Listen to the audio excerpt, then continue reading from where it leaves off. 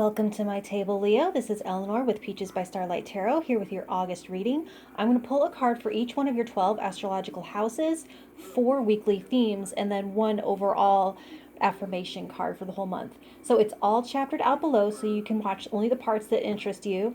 And my question, Leo, is do you like it? It's brand new, so give me the good and the bad and the ugly in the comments. And also, if you need clarification on anything, I'm happy to provide that too. So just go ahead and ask.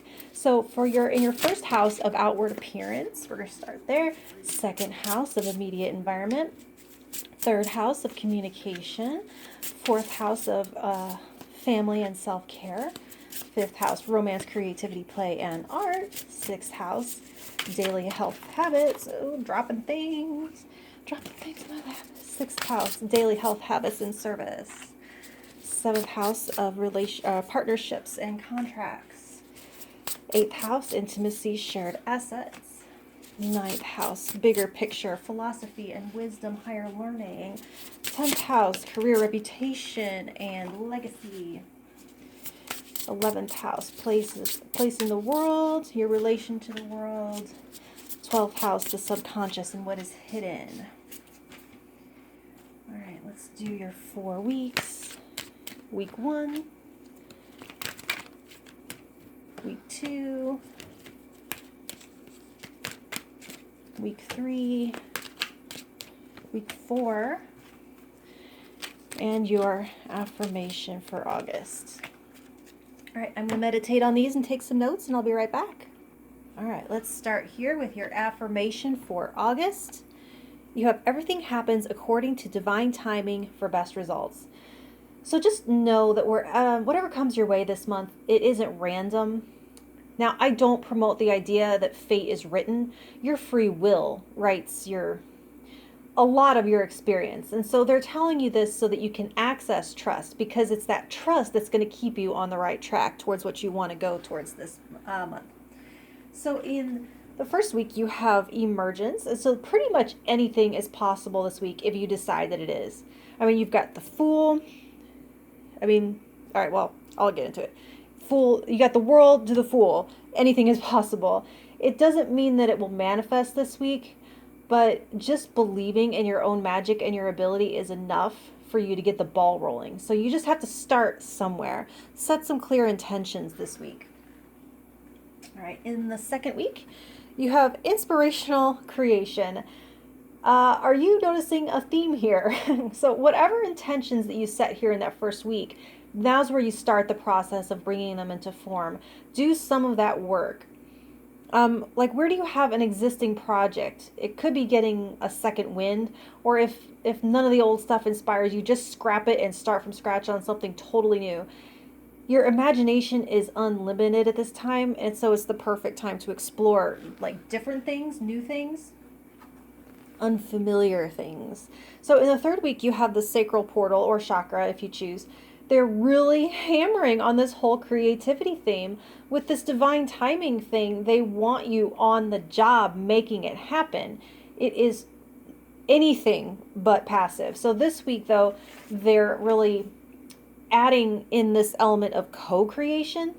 So whether it is like teaming up with the universe because your intentions are in alignment with the bigger picture right now, or maybe just trusting another person to collaborate with, but try to get out of the art box whenever you hear the word create. Yes, art, yes, music, but also babies, households, experiences, books, courses, communities, the entire life that you want, because that shows you moving towards that right here. If you're feeling blocked or over controlling in the sacral chakra area, just 2 things off of the top of my head for clearing that are citrus fruits and sex. They help with that. There are other things like yoga and whatnot, but those are the first things I thought of. So for your 4th week, you have the crown portal or crown chakra, if you prefer. So a week for reconnecting to your higher power. I think you'll discover that they were guiding this influx of creativity all along to help propel you or catalyze you towards a certain goal. And if you feel fuzzy about the bigger picture most of this month, just focus on what you're creating, because it starts to become clear here at the end of the month. All right, so your first house of outward appearance. Yep. I always hold these to the side because in the center there's a glare. So we're just going to be like this. You are being perceived as extra humorous at this time. It's super funny. People might be perceiving you as totally open and up for anything. Fearless, authentic. And this helps clarify that reversed Empress in your 10th house, which some might initially see as a bad thing. It is definitely not. Not with all of these. It all makes sense, I promise. You're coming off more optimistic because of something new. They see you experimenting with something new. So totally unself-conscious, unreserved, and going all in on the moment. Not giving two shakes about what other people think right now. All right. In your second house of immediate environment, you have the Six of Swords reversed. And so there's something that you are tackling head on. Maybe going hard at a debt or a house project. But something irritating has refused to clear up on its own. And you're like, I've had it. I'm going toe to toe with this discomfort and I'm getting some freaking peace of mind. Or for some of you, like literal peace, like to your ears. But finding the source of some either literal, physical, or energetic rattle or recurring intrusive thought. I also see a big get rid of old crap effort in the works. You're like, I've stubbed my toe on that for the last time. It's out of here. Even if it means I have to huff and puff and lift and get sweaty to do it. All right, so for your third house of communication, you have the Sun. So what did I say about you being funny as hell? You are sharing a lot of laughter, childlike innocent banter back and forth. You and everyone you're talking to is saying what they mean and meaning what they say, except for when it's tongue-in-cheek. You're understanding your own thoughts better too, which helps you to get them across clearly. Your words are demonstrating optimism, so of course people are perceiving you this way. It's healthy communication too. All of that, like when you're talking to a partner or something, you're using that good I feel type of relationship communication. No projections or anything like that, or hidden meanings. In your fourth house, where can I put that? There we go. Okay. Fourth house of self-care, family, household. You have the Five of Swords reversed. So people are going to stop listening to my readings. Oh my God. What is that yucky thing that you have to get out of the way to ensure your long-term health and security? I see this as directly tied to, if not, wrong thing. Directly tied to, if not referencing exactly this one down here. Both are referring to something close to home, financial or physical, second and fourth house, that will continue to cause you mental stress until you face them. But these are minor cards. These are short-term energies, which tells me that they're actually easy and effective fixes once you take care of them. And one more thing. Some of you might have to tell a family member something they don't want to hear, but it will help them in the long run. So just kind of like tap into this, the sunny side, the funny, the optimistic tone, and it might not actually go that badly. All right. In your fifth house of romance, creativity, play, and art, that's so much fun to say, you have the Eight of Wands, and this makes perfect sense. An accelerated energy of flow. Just perfectly match the message to go with all this creativity here in the center. And I'm actually kind of digging on this color synchronicity they got going there. With the Sun in your communication,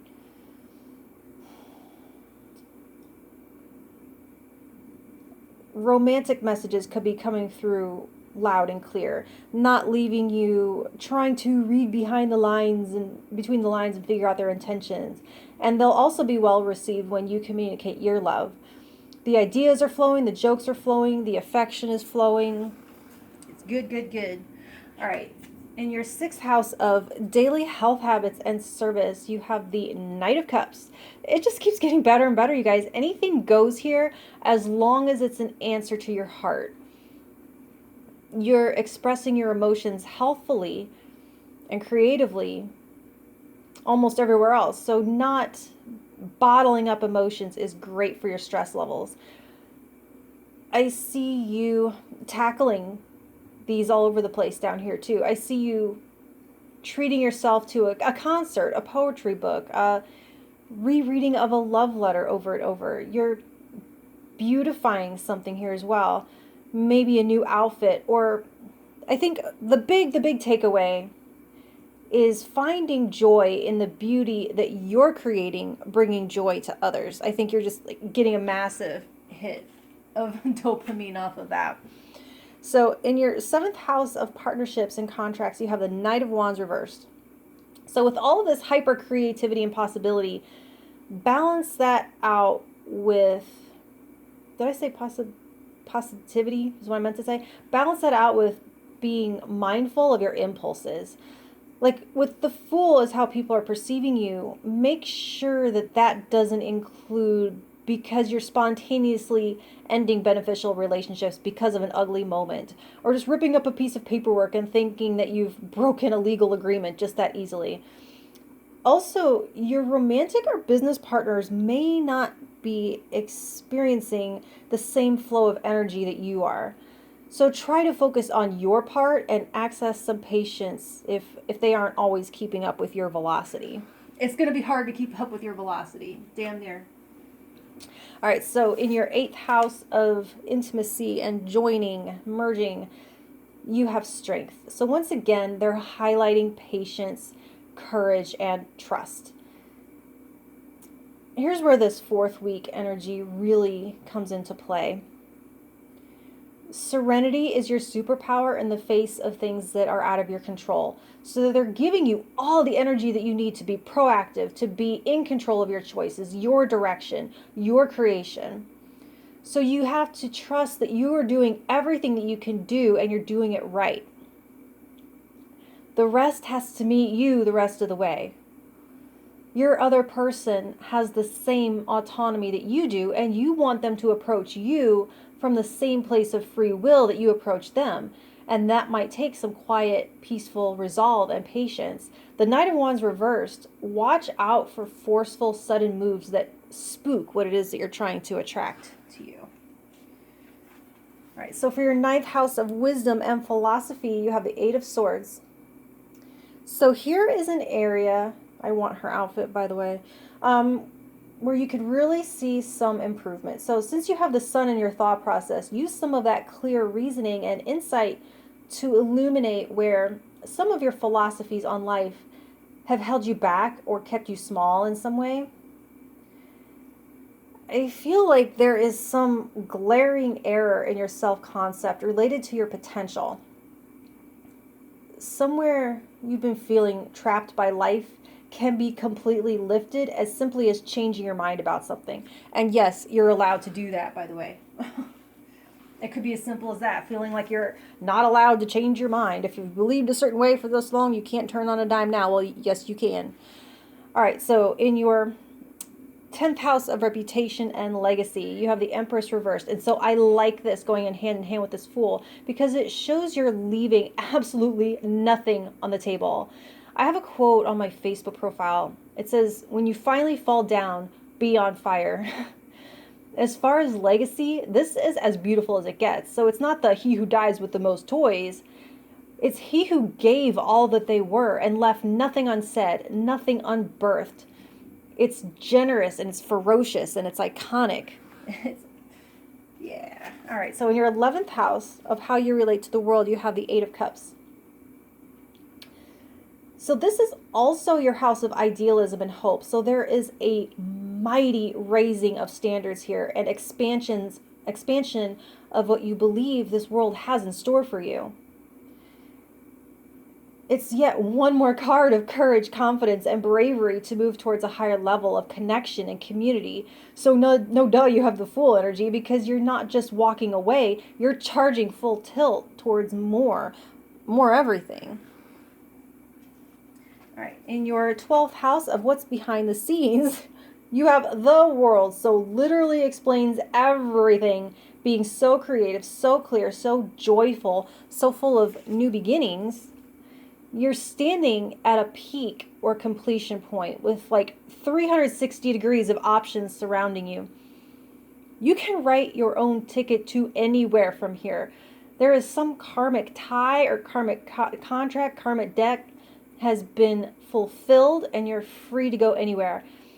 It reminds me of, and here's spoilers, it's Game of Thrones spoilers, but like when Jon Snow, after it's all over, going to live beyond the wall with the free folk, or Arya getting on her ship to anywhere and everywhere. Freedom and victory, cycles of growth and completion are all behind leveling you up at this time. So that's what I have for you, Leo. It's pretty awesome reading. And if you liked it or if it helped at all, please let me know by hitting that thumbs up. And I'll talk to you next month. Thank you.